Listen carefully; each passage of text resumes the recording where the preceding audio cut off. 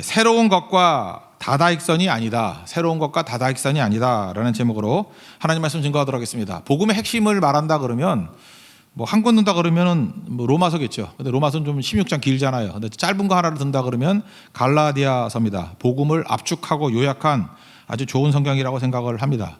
그래서 복음이 뭐냐 그러면 갈라디아서 공부하면 돼요.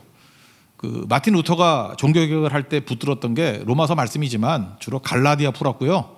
그 다음에 시편 말씀 가지고 정서적으로 종교개혁했던 것입니다. 그만큼 갈라디아서는 굉장히 중요한 것입니다.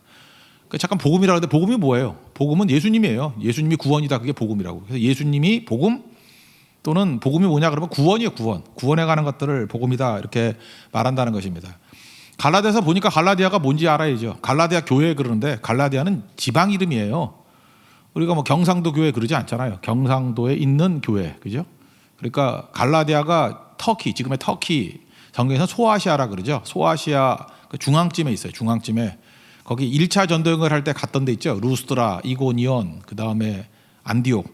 여기는 이제 비시디아 안디옥 그러거든요. 수리아 안디옥은 그 근처에 있고 비시디아 안디옥. 그리고 또 하나 뭐 더베 뭐 이런데 그런 지방을 뭐라 그래요? 갈라디아 지방 그렇게 얘기를 해요. 그래서 갈라디아 교회 중에 대표적인 것이 루스드라, 이고니온 뭐 이런 데예요. 이제 성경에 많이 나오는 데는 또는 뭐 비시디아 안디옥 이런 데가 갈라디아 지방이다. 1차 전도여행을 했던 곳이다. 그러니까 오래전에 말씀을 증거했겠죠. 1차 전도여행 할 때 말씀을 증거했으니까. 그러다 보니까 말씀을 듣고 숙주나물 쉬듯이 또 변질이 되는 거예요. 그죠? 십자가의 복음, 예수 그리스도 외에는 구원이 없다라는 십자가의 복음을 나쁜 놈들이 와가지고 또 이렇게 변질시키는 거예요. 그죠? 그래서 변질돼서는 안 된다라고 하는 그런 거죠. 그게 또 중요한 핵심이라는 것입니다. 그래서 오늘 내용을 보면 1장 살필 건데 1절부터 5절까지가 복음의 원천이 뭐냐? 그러니까 복음은 어디서부터 왔냐? 하나님께로부터 왔겠지 뭐, 그죠? 1절부터 5절까지가 복음의 원천은 사람이 아니라 하나님께로부터 왔다. 이걸 설명하고 그 다음에 핵심은 6절부터 10절까지예요. 구원 외길, 그죠? 외길 구원이라는 거예요. 예수 그리스도의 십자가 외에는 다른 구원의 길이 없다. 예수님 외에는 다른 구원의 길이 없다. 그래서 다른 게 있다 그러는 걸 여기는 다른 복음이다 이렇게 표현을 해요. 다른 복음, 가짜다. 그러니까 예수 외에는 다른 길이 없다. 그리고 11절부터 24절까지는 뭐냐면 간증이에요. 여기 지금 설명했던 말씀을 내 인생을 가지고 한번 보라는 거예요. 그죠? 내가 열심히 뛰어다니고 삽질하는 인생이었다. 근데 뭐 예수님 핍박하는 자밖에 더 되느냐? 근데 은혜의 복음이 내게 임함으로 말미암아 이렇게 놀라운 사역을 하게 될 것이고 또 이 말씀이 나도 사도지만 딴 사람도 사도지잖아요. 다 따로따로 받았는데 똑같은 말씀이다. 그러니까 복음은 하나님께로부터 한 군데서 나온 동일한 말씀이다. 그거를 강조하는 것이 1장이라는 것입니다. 쭉 한번 살펴보면 되겠습니다. 첫 번째 살필 것은 복음은 어디서부터 왔냐. 1절부터 5절까지의 내용이죠. 복음의 원천. 원천은 하나님이다 그런 거죠. 그러니까 하나님 말고 딴 데서 온 걸 뭐라 그래요? 그걸 가짜다. 가짜다 그러니까 좀 말이 어색하니까 다른 복음이다 이렇게 표현한 거예요. 그 복음이 뭐냐? 예수님이 복음이에요. 예수님 그게 복음이에요. 또 복음이 뭐냐? 구원이 복음이에요. 예수님이 구원하는 자니까 구원이 복음이다. 근데 여기서 이제 알 수 있는 게 뭐냐면은 복음을 증거하기 위해서 사도 바울을 세운 거 아니에요. 근데 마귀가 쓰는 전략이 있는데 지난주에도 살폈을 거예요. 복음이라는 메시지가 너무 좋잖아요. 그래서 메시지에 밀리면은 메신저를 공격합니다. 이게 마귀 전략이에요. 그래서 여러분들 이거 지혜를 가져야 되는데 어떤 사람을 보는데 뭐 그 사람이 무슨 말을 했는지는 언급을 안 하고 잠깐만 그 사람을 공격을 해. 뭐 나쁜 놈이라 그러고 뭐 아주 불안당이라 그러고 뭐 개쓰레기라 그러고 뭐 잠깐만 그렇게 공격을 해. 그러면 한 번쯤은 속으면 안 되는 게 아니라 의아해야 돼. 왜 저 사람을 저렇게 공격을 할까? 나쁜 사람이라고 다 공격하나요? 아니에요. 뭐 진짜 개차방 같은 놈들도 공격 안 해요. 근데 이상하게 공격을 해. 그러면은 두 가지를 알 수 있어요. 하나는 저놈이 사람 공격하는 거 보니까 마귀로부터 왔구나. 1번 진리. 2번 진리가 뭐냐면 저 공격당하는 사람이 엄청난 메시지를 갖고 있구나. 이렇게 생각하면 돼요. 그래서 공격당하는 사람이 무슨 메시지를 갖고 있는지를 연구해 보면 다 진짜일 가능성이 커요. 이게 지혜라는 거예요. 지혜. 이 정도 지혜를 가지고 판단하면 지혜로운 거고 이거 모르고 판단하면 뭐 마귀 종로로 타는 거죠. 엉터리로 쓰임받을 수밖에 없는 거죠. 지금 사도 바울을 막 공격하는 거예요. 왜? 사도 아니다. 고린도 교회가 그랬잖아요. 사도 아니다. 가짜다. 그래서 사도 바울을 공격한다고. 왜냐하면 그의 메시지가 너무 크기 때문에. 그래서 나는 하나님께로부터 온 보냄받은 자다. 이걸 말하고 있습니다. 1절 한번 읽겠습니다. 1절 시작. 사람들에게서 난 것도 아니요 사람으로 말미암은 것도 아니요 오직 예수 그리스도와 그를 죽은 자 가운데 살리신 하나님 아버지로 말미암아 사도된 바울은 그러니까 뭐예요? 나는 하나님께로부터 부름받은 종이다. 그렇듯이요. 그 복음의 원천이 어디에? 하나님께로부터 왔다. 하나님께로부터 왔는데 특징이 뭐냐? 사도 바울이 지금 인사하는 게 은혜와 평강 그러죠. 하나님께로부터 오면은 은혜와 평강이 임하게 된다는 거예요. 이게 열매. 다시 얘기하면 은혜가 뭐라 그랬어요? 신약에서는 은혜라고 표현하고 구약에서는 복이라고 표현한 거라고. 그 복과 은혜가 이해가 잘 안 되면은 신약에 있는 은혜를 복으로 바꿔버리면 좀 이해가 쉽고요. 또 구약 성경이 잘 이해가 안 되고 이게 뭐 맨날 뭐 복 얘기만 나와 그러면 그걸 은혜로 얘기하면 또 이해가 돼요. 그 은혜나 복의 특징이 세 가지가 있다 그랬죠. 위로부터 그러니까 하나님이 원천이다. 하나님이 주시는 것이고 두 번째 원리는 뭐죠? 나 같은 죄인이죠. 자격 없는 자에게. 그러니까 은혜는 자격 없는 자에게 주어지는 거예요. 자격 있는데 주는 건 그 상이지 그게 무슨 은혜겠어요. 자격 없는 내게. 그래서 죄인에게 임하는 게 은혜는 죄인 괴수에게 임하는 게 은혜예요. 그리고 무슨 대가가 있어요? 값없이. 이 세 가지 위로부터 그죠? 자격 없는 자에게 값없이. 그게 은혜라는 거예요. 은혜. 하나님께서 은혜를 부어 주신다. 그러니까 은혜 때문에 우리가 구원받는 거죠. 그러니까 구원의 형식이 뭐예요? 은혜라는 형식으로 우리에게 온다라는 거죠. 은혜. 그래서 은혜 없으면 아무것도 아니죠. 근데 은혜를 되게 싫어요. 은혜 받는 말이 뭐예요? 공로죠, 공로. 은혜 받는 말은 뭐냐? 하나님이 아니라 나란 뜻이에요. 나. 공로는 내가 하는 거 아니에요. 그래서 그 무임승차는 안 돼. 이렇게 얘기를 해요. 왜냐하면 내가 뭘 하는 거기 때문에. 내가. 그래서 마태복음 20장에 나오는 그 뭐 9시부터 온 사람, 뭐 1시간밖에 일 안 한 사람 이런 거 나오죠. 그래서 1시간 일한 사람 막 욕을 해요. 그 은혜니까 그 사람은. 그러니까 율법주의자들은 다 그런 거라고요. 그래서 공짜로 뭐 얻는다, 그냥 구원받는다는 걸 너무너무 싫어해요. 뭘 해야 되는 거 아니야. 그 사람의 내용은 뭐죠? 하나님 무시하고 내 공로로 살겠다라는 거와 똑같은 거죠. 그 공로가 뭐 아무것도 아닌데. 그러니까 그렇게 되는 거죠. 그러니까 그런 사람들 특징은 뭐예요? 내가 뭘 해야 되는 거예요. 사람들의 인정을 받는 게 되게 중요시 여겨요. 그래서 교회도 이렇게 은혜가 떠나고 공로가 임하게 되면은 뭐 예를 들어 새로 담임 목사를 뭐 이렇게 데려온다 뭐 이럴 때도 뭘 봐야 돼요? 은혜를 봐야 되는데 어느 대학 나왔어? 뭐 어느 신학교 나왔어? 어느 공동체 출신이야? 어디 출신이야? 뭐 이렇게 드러내고 싶은 거 뭐 이런 거 되게 얘기를 해요. 그게 공로지 그게 뭐 은혜예요? 그거 뭐 기왕이면 다 엉치마 이런 말 되게 조심해야 돼요. 뭘 봐야 돼 우리는? 그는 하나님을 믿는가? 하나님을 아는가? 하나님과 교제하고 있는가? 성령 충만한가? 능력이 있는가? 그 사도행전 11장에 보면요. 바나바가 수리아의 그 안디옥 교회를 갔어요. 가가지고 11장 23절에 보니까 그가 거기서 봤대요. 그 교회에서 봤대. 뭘 봤냐면 하나님의 은혜를 보고 기뻐하여 이렇게 나와요. 그러니까 걔 눈에는 뭐밖에 안 보인다고, 그죠? 지가 공로주의자면 맨날 공로만 보는 거야. 근데 바나바는 은혜가 있었기 때문에 안디옥 교회 가서 뭘 봤어요? 하나님의 은혜를 보고 그래서 막 기뻐했어요. 이게 되게 중요하다고 생각해요. 사람들을 바라볼 때에도 이 교회로 왔을 때도 교회에서 뭘 봐야 돼요? 아, 이 교회는 은혜가 있구나. 은혜가 있다는 게 뭐예요? 하나님이 위로부터 힘을 주시고 그것도 다 죄인들인데 그 죄인들이 하나님의 은혜 때문에 저렇게 살아나는구나. 값없이 받는 은혜들이 있구나. 그래서 공로가 없어요. 공로가 마땅히 하야 할 일을 했을 뿐입니다. 이게 은혜가 넘치는 거예요. 그래서 그걸 바라보면서 여기는 복음적인 교회구나. 복음이 있는 교회구나. 왜? 은혜 붙드는 거니까. 근데 가봤더니 뭐 너는 몇 년 차야, 뭐 교회 온지 몇 년 차야, 뭐 3년은 죽어 지내야 돼, 뭐 또 3년은 뭐 귀머거리로 지내야 돼, 무슨 며느리야, 뭐 3년은 뭐로 지내야 돼. 그러면 이상한 교회라고 느껴야 돼요. 이 교회는 하나님을 섬긴다고 하는데도 불구하고 사람들이 굉장한 율법주의자들이구나. 사람들이 굉장히 공로를 내세우는 사람들이구나. 상종하다간 큰일 나겠구나 이렇게 생각을 해야 돼요. 그죠? 그거 따라 하다 보면 맨날 껍데기 스펙 이러다가 나중에 헛된 인생 사는 거죠. 헛짓하다가 뻘짓하다가 끝나는 인생이 될 수밖에 없다라는 것입니다.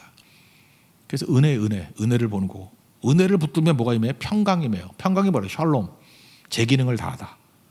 기계가 돌아가는 거를 워킹하는 것을 평강이라고 해요. 평강. 조용하죠. 아니 그 자동차 같은 것도 소리가 안 나야 좋은 거지. 소리가 막 이상하게 나면 망가지는 거 아니에요. 그죠? 소리가 안 나. 선풍기도 조용히 돌아가는 게 좋은 선풍기지. 선풍기가 후닥 하면 뭐가 낀 거지. 그죠? 옷이 끼든지 뭐 아니면 파리가 날아가서 자결을 하든지 뭐 이런 거 아니에요? 조용해야 되죠, 조용. 그러니까 샬롬은 뭐야? 제 기능을 다하다. 하나님께로부터 왔어요, 복음이.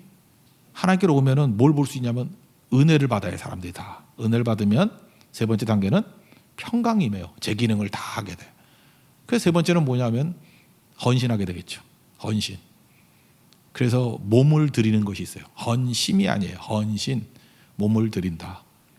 그래서 헌신하게 된다. 뭐 그 정도 얘기예요. 이거 쭉 보면 알겠죠. 2절부터 5절까지 읽겠습니다. 시작. 함께 있는 모든 형제와 더불어 갈라디아 여러 교회들에게 우리 하나님 아버지와 주 예수 그리스도로부터 은혜와 평강이 있기를 원하노라. 4절. 그리스도께서 하나님 곧 우리 아버지의 뜻을 따라 이 악한 세대에서 우리를 건지시려고 우리 죄를 대속하기 위하여 자기 몸을 주셨으니 영광이 그에게 세세토록 있을지어다. 아멘. 그러니까 자기 몸을 준다라는 거. 그래서 헌신이라니까요. 우리 한국의 그 무슨 유교나 도교 영향 받으면 헌심이 맞겠죠. 신심이 좋아. 뭐 저 사람 맨날 그러잖아. 맨날 무슨 불교 같은 데는 맨날 마음만 닦잖아. 마음이 중요해요. 중요한데 마음만 딱 끝날 거야? 헌신이라니까요. 몸을 바치는 거야. 몸을 드리는 거야. 몸을.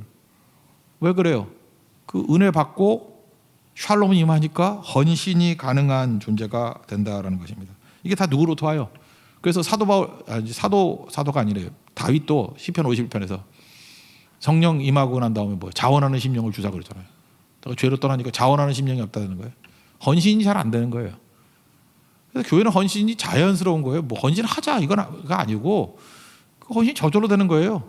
복음이 선포되면은 은혜와 평강, 헌신이 있어요. 그 얘기예요. 1절부터 5절까지. 복음이 임하면 위로부터 하나님으로부터 복음이 임하면 하나님께서 온 거예요. 복음이 임하면 은혜가 있고 평강이 있고 헌신이 있더라. 너무 자연스럽죠? 이게 인사말이에요. 인사말에도 이렇게 멋지게 해야죠. 하나님께서 다 온 거예요. 은혜와 평강과 헌신이 있기를 원한다. 이게 이제 인사말이고요. 이제 본론 얘기는 6절부터 10절까지가 다른 복음 없다라는 거예요. 너 이렇게 잠깐 딴 데 떠나가느냐. 두 번째 내용은 6절부터 10절인데 구원 외길. 하늘로부터는 예수님이라는 복음 외에 딴 걸 증거하는 건 다 다른 복음이고 가짜다. 그런 거죠. 그러니까 이 복음을 이제 설명할 수 있죠. 뭐 외울 것도 없잖아요. 이 복음은 어떤 복음이에요? 은혜의 복음이에요. 은혜로 받는 복음. 은혜로 구원. 그리고 이 복음은 뭐예요? 예수님이니까 십자가의 은혜의 복음이에요. 십자가의 은혜.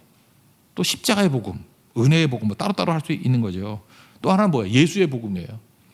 이제 아시겠죠? 예수님이 복음이라니까. 예수님의 내용이 뭐예요? 은혜가 복음이라니까요. 예수님의 핵심이 뭐예요? 십자가가 복음이라니까요. 뭐 합쳐도 되죠. 예수의 십자가가 복음이에요. 또는 뭐 십자가의 은혜의 복음, 뭐 이렇게 조합해서 막 만들면 되는 거예요. 그러니까 그거 뭐 어려운 거 아니죠. 그거라고요. 내가 아니라는 거, 하나님께로부터 왔다는 거. 하나님께로부터 오는 복음은 은혜, 평강, 헌신이 있다. 이거 요약을 막 해놓은 거죠. 다른 건 없다. 그러면 오늘 새벽에도 말씀을 드렸지만 96편 같은데 시편 새 노래라는 얘기가 나오잖아요. 구약에서 새 노래라고 나오는 모든 것들은 구원과 연관되어 있다니까. 새 노래는 구원의 노래예요. 그렇게 외우라고. 새 노래 그러면 새로 작곡한 노래가 아니라 구원의 노래예요. 구원의 노래니까 뭐예요? 구약에서는 오실 메시아에 관한 내용이 새 노래예요. 그러니까 예수님 내용이 새 노래예요. 그러니까 구속사적으로 예수님에 관한 것 나올 때 그게 다 새 노래야. 그러니까 에스겔서나 예레미야서 같은데 뭐예요? 새 마음을 주신다. 그건 뭐예요? 예수님 마음을 주신다는 거죠. 그게 성령의 얘기고. 할례를 마음에 받으라. 새 마음 받으라. 그게 뭐예요? 성령께서 하시는 일이다. 그런 거고. 그 다음에 새 하늘과 새 땅 그런 거 뭐예요? 메시아가 통치하는 나라. 그런 거죠. 우린 뭐가 돼요? 새 사람 되는 거예요. 변화의 새 사람 되는 거. 새 사람이 뭐예요? 예수의 사람. 예수님께 붙들려 있는 교회가 뭐예요? 새 교회. 그건 제가 말하는 거예요. 그냥 그죠? 예. 그러니까 새 교회라는 게 되게 이름이 좋은 거예요. 그게 구원의 교회란 뜻이고 예수의 교회란 뜻이고 그리고 예수 그리스도의 십자가의 교회란 그런 뜻이에요. 그게 새롭다는 뜻이에요. 새롭다. 새로운 건 그거예요. 시간적으로 뭐 낯선 것이 새로운 게 아니고 예수님이 새로운 거예요. 예수님이 보혈의 피가 흐르는 게 새로운 거라니까요. 그래서 보혈 찬양, 그 피가 이런 찬양 부르는 게 새 노래예요. 새 노래. 그러면 뭐 최고의 것이 될 수 있다라는 거죠. 6절 7절. 그러니까 예수 떠나면 은 노래지 뭐. 6절 7절 읽겠습니다. 시작. 그리스도의 은혜로 너희를 부르신 이를 이같이 속히 떠나 다른 복음을 따르는 것을 내가 이상하게 여기노라. 다른 복음은 없나니 다만 어떤 사람들이 너희를 교란하여 그리스도의 복음을 변하게 하려 함이라. 그러니까 교란이 뭐죠? 우리를 헷갈리게 만든다는 거예요. 그래서 사람들이요, 구원의 외기를 깨는 것들, 그러니까 예수님 외에 다른 구원이 없다라는 걸 깨기 위해서 사람들이 좋아하는 게 있거든요. 이건 역사상 여러 사람들이 이런 걸 경험했고 반복이 된다는 얘기는 뭐냐면 인간의 죄성 속에 이게 있다라는 거예요. 인간의 죄성 속에 두 가지인데 something new, 뭔가 새로운 거. 또 하나는 뭐예요? 다다익선, 많으면 많을수록 좋다. 이게 복음 떠나는 미친 짓 하려는 두 가지 길이에요. 맨날 뭐 새로운 거. 그래서 호기심 많은 사람들 있잖아요. 뭐 호기심 많고 뭐 자꾸만 뭐 그냥 커피도 그냥 가까운 데 가서 먹으면 되는데 뭐 양평까지 가서 먹고, 이런 사람들이 참 위험한 사람들이야. 이게 뭐 그냥 아무 데나 가서 그냥 먹으면 되지 뭘 새로운 분위기, 새로운 거. 이거 굉장히 마귀에게 유혹에 빠지가서 그런 사람들이 다 이상한 데로 빠지는 거야 나중에. 그 성격도 좀 바뀌어야 돼요. 그냥 상수동에서 먹다가 멀리 가야 하수동 가다가 뭐 이 정도 해야지. 뭐 잠깐 멀리 다녀서 그 사도 바울이 아테네 갔더니 그 아테네 사도행전 17장이죠. 그 21절에 뭐라 그래요? 아테네에 있는 그 배웠다 그러는 녀석들, 가장 새로운 것을 말하는 것, 듣는 것 외에는 시간을 안 썼대. 그러니까 그 동네 애들은 어떻게 하다 망한 애들이에요? 뭐 솔깃한 얘기 들으려고, 뭐 새로운 메시지 없어요? 새로운 거 없어요? 그래서 가장 새로운 것을 말하고 듣는 것 이외에는 달리 시간을 쓰지 않더라. 이게 잘났다라는 거예요? 한심하다는 거예요? 한심하다는 거죠. 그러니까 something new가 아니고 이전부터 들었던 말씀이에요. 또 들려요. 그게 바로 예수님이에요. 예수님. 그래서 우리는 교회가 새로운 교회가 돼야 되는데 새롭게 된다는 게 뭐예요? 예수님의 보혈의 피가 자꾸만 선포되는 게 새로운 교회예요. 그 생소한 거를 들으면 뭐죠? 그런 걸 이단이라 그래요. 이단으로 가는 거예요. 새로운 걸 자꾸만 들으면. 그죠? 생소한 걸 듣는 건 이단이고요. 들었던 말씀을 또 들려주시오. 그게 바로 뭐예요? 예수님 말씀을 또 들려주고 또 들려주세요. 그게 새 마음이고 새 교회고 새 메시지라고. 그러니까 새롭다라는 것은 새로움 이퀄 예수님. 그죠? 그래서 여러분들이 새로운 남자가 되고 싶습니까? 예수님을 모시면 새로운 남자가 돼요. 새로운 여자가 되고 싶습니까? 예수님을 뜨겁게 모시고 있는 사람이 새로운 여자가 돼요. 새로운 아버지가 되고 싶습니까? 그러면 예수님을 만난 아버지가 되면 정말 새롭게 변화된 아버지가 되는 거예요. 그러니까 새롭다는 것은 예수님께 있다. 그러니까 이게 낯선 거 이게 아니다. 그런 얘기죠. 이런 거 따라다가 그러는 거고, 그러다가 다 무너져 버리게 된다는 것입니다. 그러니까 새롭다는 건 뭐죠? 예수님을 더 깊이 아는 거죠. 예수 더 알기 원함은. 그죠? 더 알기 원한다 그런 거죠. 예수님 깊이라는 거죠. 그래서 딥 앤 와이드예요. 기독교는 예수님을 깊이 아는 거예요. 깊이 아는 거. 그때 능력이 나타나는 거죠. 깊이 알면 어떤 일이 벌어질까요? 아파요. 그래서 예수 믿는 사람들은 다 눈물이 있는 거예요. 예수님을 깊이 알게 되면 예수님이 이런 사랑이 있구나. 그래서 눈물이 나고, 사람도 깊이 알게 되면은 피상적으로 알면은 뭐 그냥 뭐 키 몇 센치고 얼굴 어떻게 생겼고 뭐 어떤 거 좋아하고 뭐 이거밖에 모르잖아요. 그게 뭐 아는 거예요? 근데 깊이 알다 보면 내면 깊숙이 있는 그의 아픔을 만나게 돼요. 아픔을. 그래서 예수 제대로 믿으면 깊어져요. 사람이 깊어지게 된다는 거예요. 근데 깊이는 없이 얄팍하게 새로운 거 그럼 뭐죠? 맨날 그냥 이런 사람들은 교회도 맨날 옮겨. 뭐 여기 가다 조금 하다가 뭐 아니면 또 뭐 딴 거 없냐? 뭐 음악하는 교회 없냐? 뭐 제자훈련하는 교회 없냐? 무슨 프로그램 하는 교회 없냐? 프로그램이 우리 구원시키는 게 아닌데 깊이는 하나도 없어. 인생 길지도 않은 거 그렇게 몇 번 방황하면 인생 끝나는 거야. 너 뭐 하다 왔냐? 그러면 맛배기 하다가 왔어요. 아무것도 아니지. 식사 안 하고 여러분들 그 쇼핑몰에 가면 그 맛배기 주는 거 있잖아. 그 맛보기로 배 채우는 애들은 거지들이에요. 그죠? 그 10군데 다니면서 그 맛배기로 거지같이 살다 온 거지. 그게 거지 같은 삶이에요. 진짜 제대로 된 사람은 어때요? 거기서 뭘 사다가, 그죠? 집에서 요리를 해서 그 한 가지를 깊이 있게 먹는 거죠. 인생은 그렇게 살아야지. 그죠? 그러니까 깊이라고, 깊이. 그 다음 얘기, 다다익선에 관한 건 그 다음에 설명해 줄게요. 이제 사도 바울이 이제 세 번째 간증이거든. 간증 얘기가 쭉 나오는데, 뭐 간증 얘기를 들어보면 제대로 알 수 있을 것 같습니다. 사도 바울이 이제 11절부터 24절까지 자기 삶의 이제 간증 얘기가 쭉 나와요. 그 앞부분에 뭐 8, 9, 10절 보면은 사도 바울이 좀 심한 얘기하죠. 다른 복음 전하면 뭐 저주를 받을지어다 막 욕하는 얘기가 나와요. 사도 바울이 그만큼 복음 왜 딴짓하는 놈들 못 견디겠다 그런 얘기가 좀 나온다고. 핵심이에요 그게. 6절, 7절이 핵심이고 8, 9, 10절은 열받은 모습. 딴 복음 변하면 내가 죽여버리고 싶어 뭐 이런 마음, 그죠? 그게 핵심이고. 이제 사도 바울이 11절부터 자기 간증을 해요. 야, 복음이 뭔지 아냐? 나를 통해서 한번 들어봐. 이런 얘기예요. 근데 사도 바울이 특별히 두 가지를 강조해요. 이 말 중에, 간증 중에. 내가 옛날에 박해하는 박해자였다. 또 하나는 내가 유명한 사람 안 만났다 그 얘기예요. 사도들도 안 만나고 뭐 유명하던 베드로도 안 만나고 뭐 야고보도 안 만나고 뭐 이런 거예요. 그럼 우리 궁금하잖아요. 왜 자꾸 이런 소리를 잠깐 강조할까? 박해했다는 게 뭐 자랑이야? 제가 박해했다는 얘기를 자꾸만 하고. 그다음에 유명한 사람 안 만났다 그러는데 왜 자꾸 저런 소리를 하지? 그럼 이유가 있는 거 아니에요. 그 이유가 그거예요. 나 사람으로부터 영향받은 거 아니다 그 얘기예요. 사람으로부터 영향받은 거 아니고 하나님께부터 직접 받은 거야. 그걸 강조하는 거고요. 또 하나는 뭐죠? 유명한 사람 안 만났다라고 하는 거 이게 또 그 얘기겠지. 그 사람들에게나 배워서 하는 거 아니야. 뭐 이런 거고. 그다음에 박해했다는 건 뭐냐면 나 옛날에 이 정도로 개차반이었어. 하나님의 은혜로. 은혜가 뭐라고요? 위로부터 자격 없는 자, 죄인, 나 같은 죄인, 박해자에게 임했다는 은혜가. 은혜를 강조하려고. 그 은혜를 강조하는 사람은 내가 박해자였다 이렇게 얘기해요. 내가 죄인이었다. 내가 개차반이었다. 이걸 강조해요. 그래서 값없이 내가 구원받았다. 그 자기를 통해서 은혜를 증거하는 거겠죠. 그래서 이 두 가지를 강조하고 있다라는 것입니다. 사도 바울은 사람에게 인정받는 게 아니었어요. 하나님께 인정받으면 된다. 그런 얘기죠. 배운 거 아니었어요. 뭐 깨달은 것도 아니고 하나님이 주신 거예요. 하나님이 주신 거를 갖다가 이게 보여준다라고 해서 그거를 reveal이라고 reveal 이렇게 가리고 있는 것을 벗긴다. 드러내다.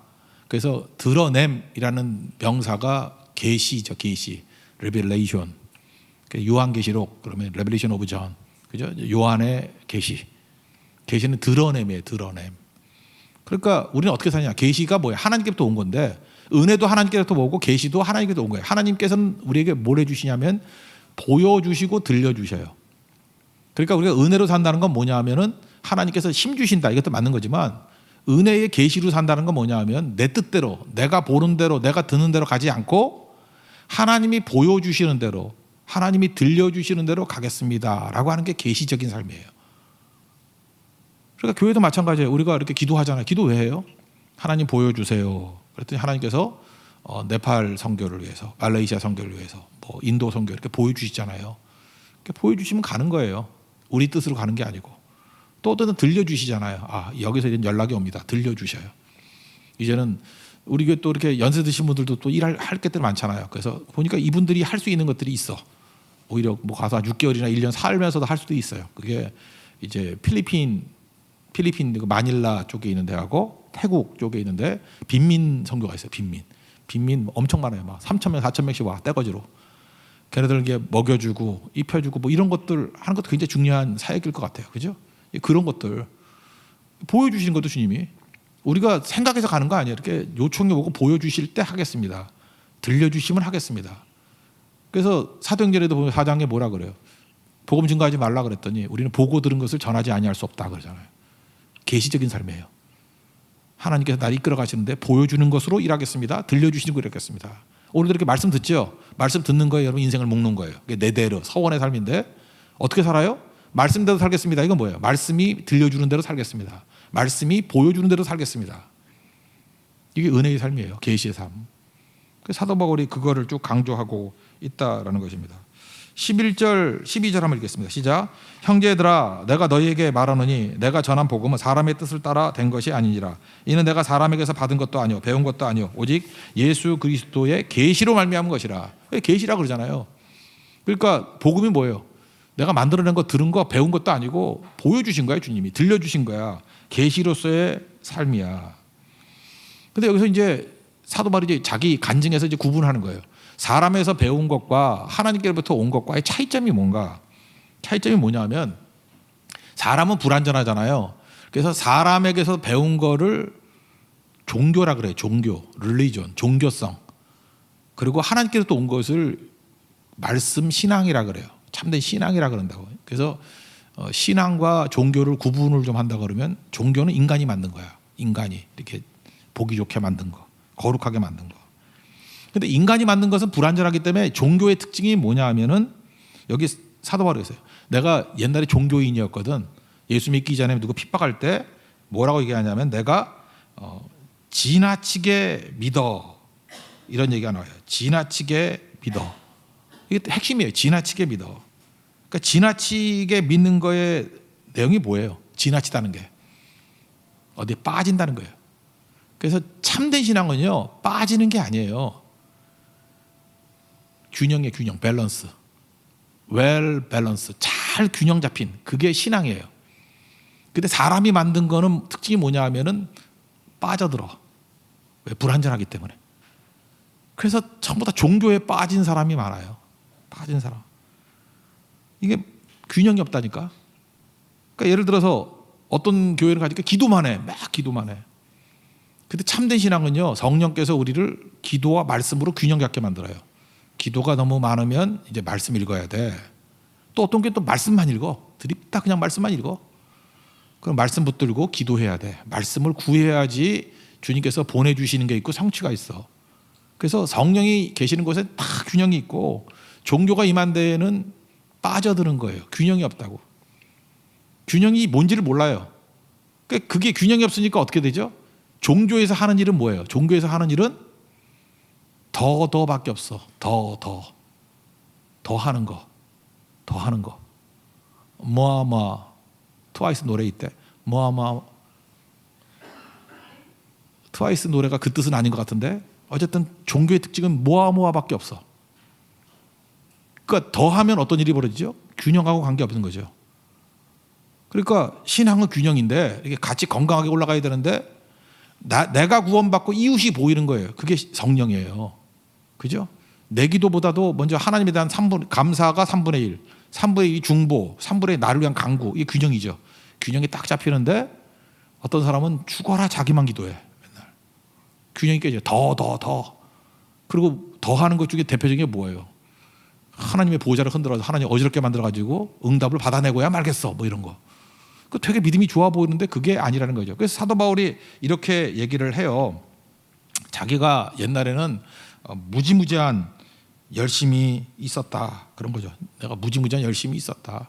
열심히 있었는데 그 열심히 뭐 의미가 있냐? 그런 거죠.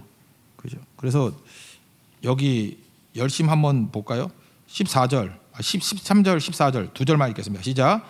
내가 이전에 유대교에 있을 때 행한 일을 너희가 들었거냐? 하나님의 교회를 심히 박해하여 멸하고 내가 내 동족 중 여러 영갑자보다 유대교를 지나치게 믿어. 이게 핵심이에요. 내 조상의 전통에 대하여 더욱 열심히 있었으나. 그러니까 종교의 특징이 뭐예요? 지나치게 믿는 거니까 빠지는 거예요. 균형이 없는 거예요. 그리고 또 특징이 뭐예요? 열심이래. 열심은 뭐죠? 자기에게 뿌리 내려오는 거예요. 그러니까 더 하는 거예요. 더 열심히 더 하는 것밖에 없어요. 내가 웃긴다 그랬잖아요. 그 옛날에 무슨 한국 기독교 책에 뭐 내려놓음이 있는데 그 후속장 제가 농담으로 그랬다니까. 그 출판사 그 사장이 내 후배인데 그래서 이게 더 내려놓음 해 그랬더니 진짜로 더 내려놓으면서 아유 한심해서 진짜. 그럼 그 다음 후속작은 뭐야? 더 내려놓음? 그거 아닐 거 아니에요, 그죠? 요한계시록 6장에 보면은 적그리스도의 특징이 있어. 그 예수님 흉내내는 거야. 그래서 예수님이 흰말 탔는데 얘도 흰말 타고 나타나. 겉으로 볼 때는 그리스도 같이 보여. 근데 그리스도가 아니라는 걸 알 수 있는 게 뭐냐 하면 그의 행태야, 행태. 흰말을 타고 활을 가지고 멸관을 쓰고 있어요. 그래서 겉으로 볼 때 예수님하고 비슷해. 근데 이거 예수님 아니야, 가짜야. 그가 추구하는 게 뭐냐 하면 섬김 뭐 이런 게 아니고 이기고 또 이기려고 하더라. 이게 적그리스도의 특징이에요. 이기고 또 이기도록 하더라. 그러니까 적그리스도의 특징은 뭐냐면 더. 트와이스 노래 되게 좋아하니까 이렇게 더. 그러니까 더 하면 할수록 어떻게 돼요? 균형이 깨지죠. 균형이 깨지잖아요. 빠져드는 거죠. 그래서 2단에는 빠진다 그러죠. 2단에 빠진다 그러죠. 2단이 균형 있는 거 봤어? 가짜 중에 가짜가 2단이니까 2단에 들어가면 균형이 다 깨져버려. 그게 빠지는 거예요. 종교에 빠지고 2단에 빠지는 거라고. 그러니까 사도 바울 자기도 마찬가지죠. 자기가 옛날에 유대교에 있을 때 지나치게 믿어 빠졌다는 거예요. 나 빠졌어. 유대교에 빠져 살았어. 열심이란 말이 있죠. 열심이. 그러니까 영어 단어는 히브리에서 온 것도 되게 많아요. 그래서 똑같은 어원이 같은 거야 사실은. 이게 히브리 오리진이 있고요. 또 그다음에 라틴 오리진이 있고 비슷비슷해요. 열심이라는 말이 질이라는 단어 있잖아요. 질. Z-E-A-L 질. 이게 열심이라는 말도 있지만 또 시기심이라는 말도 있죠. 똑같은 얘기예요. 질이 들어가는 나라도 있지. 뉴질랜드. 호주 옆에 있는 거 있죠. 뉴질랜드. 새로운 질투의 나라? 그래야 되나? 좋게 열심히 나라. 근데 그 열심이 어떤 열심이냐면 질투. 내 것을 채우게. 그래서 열심을 내면 낼수록 균형이 깨져버려요. 옛날 성경에는 열심당원이라고 번역되어 있었는데 요즘엔 셀로신이라고 그러죠. 예수님이 제자 가운데 셀로신 시몬이 있었죠. 셀롯이 뭐예요? 질롯이에요. Z-E-A-L-O-T. 질롯이 뭐예요? 열심당원. 열심이 있어요. 그 안에 시기심이 있어요. 그러니까 열심당원이면 그래서 가론유다도 뭐 열심당원이었다고 뭐 그런 기록이 있다며. 난 뭘 확인 안 해봤는데 가론유다 균형이 없잖아. 그죠? 이 질롯. 더. 그래서요. 복음 대신 예수님 만나지 않으면 빠지는 거야. 빠져. 교회도 빠질 수 있어요. 뭐 이렇게 종교에도 빠질 수 있고 그렇게 빠져드는 식으로 그랬어. 근데 아니거든요. 복음이 딱 들어가면은 균형이 생겨요. well balanced. 그런 모습이 있다라는 것입니다. 그 얘기를 하고 있죠. 그래서 결국 복음이 중요하다고 자기 간증 얘기하는 거예요. 복음이 얼마나 중요한 거냐? 내가 유대교에 있을 때는 이렇게 열심 뭐 이래가 다 빠지고 뭐 지나치게 믿어 밸런스도 하나도 없고 그래서 뻘짓하다가 인생 망칠 뻔했어. 근데 은혜의 복음 받아들이고 난 다음에 하나님을 만났기 때문에 이제 균형이 있어. 그게 얼마나 균형이 있어요. 그래서 로마서 같은 데 봐요. 11장까지는 교리, 12장부터는 삶, 균형이 있죠. 교회 안, 교회 밖. 그거 다 균형이 있죠. 교회 생활, 직장 생활, 균형이 있죠. 균형 깨지는 거 봤어요? 건강해지는 거죠. 건강해지는 거. 그런 거죠. 여러분 그 옛날에 뭐 그런 거 들었죠. 이렇게 사람이 이렇게 뭐 이렇게 안마를 해줄 때도 이렇게 바빠가지고 옛날에 강호영 형제라고 있었어. 그 어느 나라인가 가가지고 그 발 마사지를 엉터리한테 받았어. 근데 걔가 말을 못하는데 초보였는가 봐. 한쪽 발만 한 시간을 해줬대. 그 시간 됐다 그러고 한 발 안 해주고 목 꽂고 절구 나오더라고. 한쪽만 해주니까. 근데 그걸 보면서 야 저게 율법이구나. 네, 그런 생각했어요. 지나치게 주물러 그런 거죠. 지나치게 믿어. 균형이 있어야 돼. 균형이 골고루 돼야죠. 오른쪽 왼쪽 골고루. 그래서 여러분 나이 들어서는 밸런스 있는 운동하라 그러잖아요. 뭐 이렇게 자전거를 타든지 이렇게 노젓기를 하든지 양쪽 다 쓰는 거. 그 테니스 같이 이렇게 한쪽만 쓰는 사람들 나중에 보면은 꼭 이게 밸런스 깨져가지고 문제가 되고 그래요. 대표적인 게 이거 뭐 김연아 선수 같이 이렇게 피겨는 한쪽으로만 돌잖아. 그죠? 도는 게. 그래서 날도 이렇게 왼쪽으로 휘어지게 돼 있대요. 그러니까 반대로 도는 거 좀 많이 해야 되죠. 오른쪽으로도 돌기. 그러니까 복음은 균형이에요. 그래서 시간이 가면 갈수록 풍요로워지는 거지, 균형 잡혀지는 거지. 이렇게 한쪽으로 기우는 게 아니라고. 사도 바울이 이제 그 얘기를 하고 있습니다. 그리고 이제 그 다음 얘기가 뭐냐면 내가 사도다 안 만났다 하는 얘기를 좀 설명해 준다. 안 만난 이유가 뭐냐? 계시의 통일성이에요. 통일성. 내가 예수님께 직접 받은 말씀과 베드로가 받았던 말씀과 이상하게 똑같지 않니? 우리가 의논해서 맞춘 거 아니야. 나도 예수님께 받은 말씀, 베드로도 예수님께 들은 말씀 나중에 맞춰보니까 똑같아. 무슨 얘기예요? 동일한 성령께서 주시는 영감의 말씀이야. 이해가 되시죠? 그거예요. 이 말씀의 동일성. 그래서 내가 사도들과 교제하지 않았다는 것을 계속 강조하는 게 뭐냐면 말씀의 통일성을 얘기하는 거예요. 계시의 통일성. 이것도 뭐 한번 읽어봐야겠네요. 18절부터 21절까지 한번 읽어보겠습니다. 시작. 그 후 3년 만에 내가 게바를 방문하려고 예루살렘에 올라가서 그와 함께 15일을 머무는 동안 주의 형제 야고보의 다른 사도들을 보지 못하였노라. 보라, 내가 너에게 쓰는 것은 하나님 앞에서 거짓말이 아니로다. 그 후에 내가 수리아와 길리아 지방에 이르렀으나, 이건 뭐야? 15일 정도 만나고 이 사도들하고 뭐 교류해가지고 뭐 짜고 배우고 이런 거 없었다. 그런 거지. 없었다. 그런데도 불구하고 복음의 내용이 똑같다라고 하는 게 22절 24절까지 22절 24절까지 시작. 그리스도 안에 있는 유대의 교회들이 나를 얼굴로는 알지 못하고 다만 우리를 박해하던 자가 전에 뭐라 했던 그 믿음을 지금 전한다함을 듣고 나로 말미암아 하나님께 영광을 돌리니라. 그 믿음이라고 나오죠. 그 믿음 같은 말씀에서 나온 그 믿음이에요. 복음이란 말씀에서 나오는 그 믿음이 동일하다는 거예요.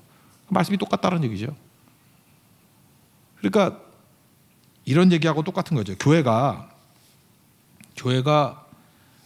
하나님 말씀을 증거해야만 하나됨을 이룰 수 있어요.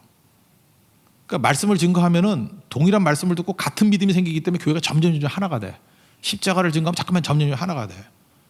반면에 잠깐 교회가 분열이 되거나 딴짓한다는 것은 일단 강대상에서 말씀을 증거하지 않고 잠깐 견해를 증거한다든지, 견해 중에 대표적인 게 뭐겠어? 자기 뭐 정치 성향 이런 거 잠깐만 설명하다 보면 그 따르는 사람도 있지만 싫은 사람이 있을 거 아니야. 그러면 뭘 전하든 간에 갈라질 거 아니에요.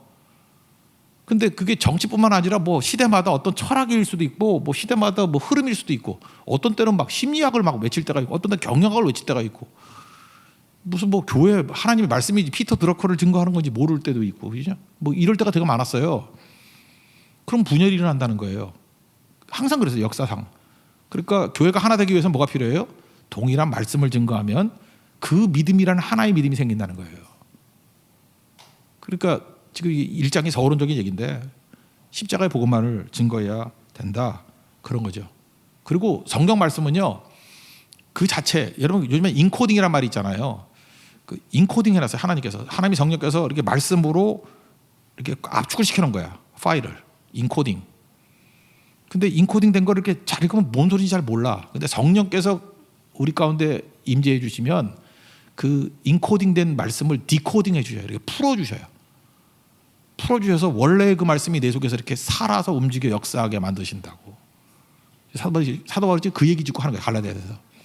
성경 말씀은 하나님의 뜻이 인코딩 된 거야. 근데 성령께서는 그 말씀을 읽을 때 디코딩 해주셔. 이제 서론적이 그 얘기예요.